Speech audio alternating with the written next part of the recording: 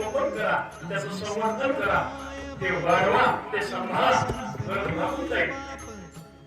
तुम्हाला जगायला पावसापेक्षाही जास्त गरज ऑक्सिजनची आहे.